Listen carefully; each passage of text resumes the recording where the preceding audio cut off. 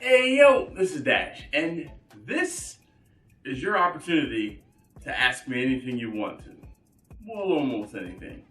If you guys don't know, if you weren't around for last year, during the month of December, when barbecue views are down, we gotta do something to help get those views back up.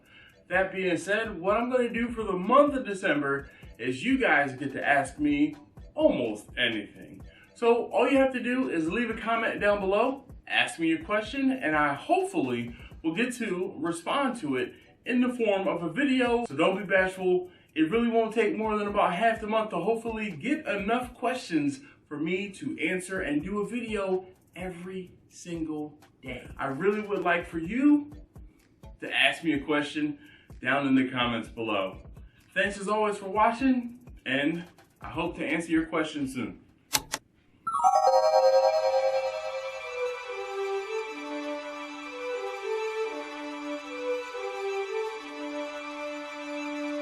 Ho, ho, ho. And you can thank Johnny for me wearing this getup right now. So we are on Ask-Episode 18, and we have two good questions for you. So I'm going to answer them. Let's just hurry up and get it over with. Jay Hunter says, in the list of woods that people use to smoke with, why are pine, spruce, poplar, and birch not mentioned or used? And then he also says, and what's the difference between willow and alder when smoking? So here's the deal. Jay, those woods that you mentioned might not be hardwoods. And I know the recommendation is that you cook and use hardwoods when cooking. I know for sure pine is a no-no because the oils in the pine will make you sick. I'm sure there's plenty of people that can do some more research and find out exactly why you can't use those woods. I am not familiar. Unfortunately, I'm not familiar with all those different types of woods.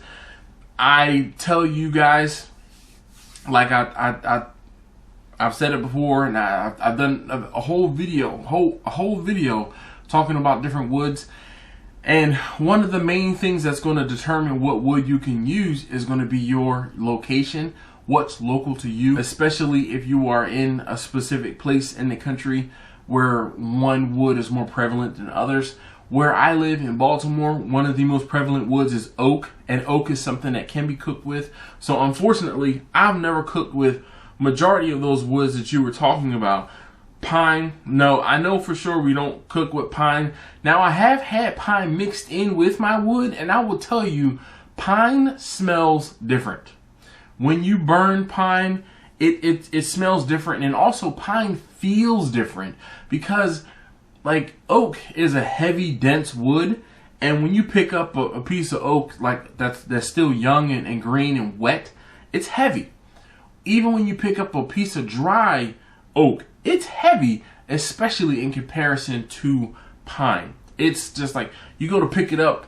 You ever pick up like a solid kid, and you're like, oh, they're heavier than I thought, and then you pick up like a scrawny little kid, and you almost throw them through the roof. That's how it is when you pick up pine. And when you burn pine, like I said, it smells differently. Now, I do not have any experience with spruce, poplar, or birch. I don't know. Birch, I don't know.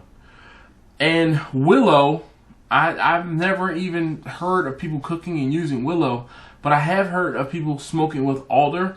And from what I understand, alder is a very mellow wood, and it is used in cooking or smoking fish, especially in the Pacific Northwest.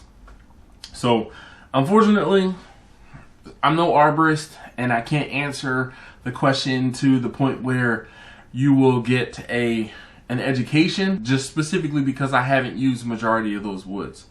All right, so second question. Corey Henderson says, when you are smoking a turkey, how do you get the skin to not suck on your turkey? And he says, I use hickory smoked. I guess he uses hickory wood to cook. So Corey, the key to temperature, the key to turkeys is going to be temperature, higher temperature. You need the higher temperature to help crisp up the skin.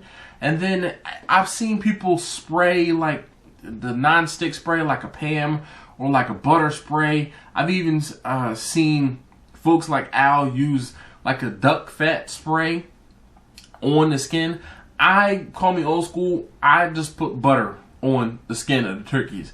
I actually have a video of me cooking turkeys from a few years ago, and what I do is I melt some butter and I just brush the butter on the outside of the turkey, and that'll do it. Just like, you know, folks baste turkeys in the oven, I just put 1 or 2 bastings of butter on the turkey, and it browns the skin and it helps crisp up the skin just fine when cooked at a high enough temperature. So you're looking at between 275 and maybe and closer to 300 degrees is where I will cook that turkey at, as far as temperature, in order to help crisp up the skin and really give it a good crisp.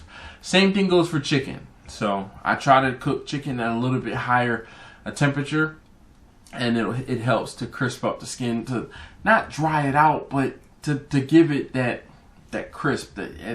It's a fine line though. It's definitely a fine line. Thank you guys so very much for watching. If you haven't already, please do subscribe. I would greatly appreciate it. I'll see you in the next one.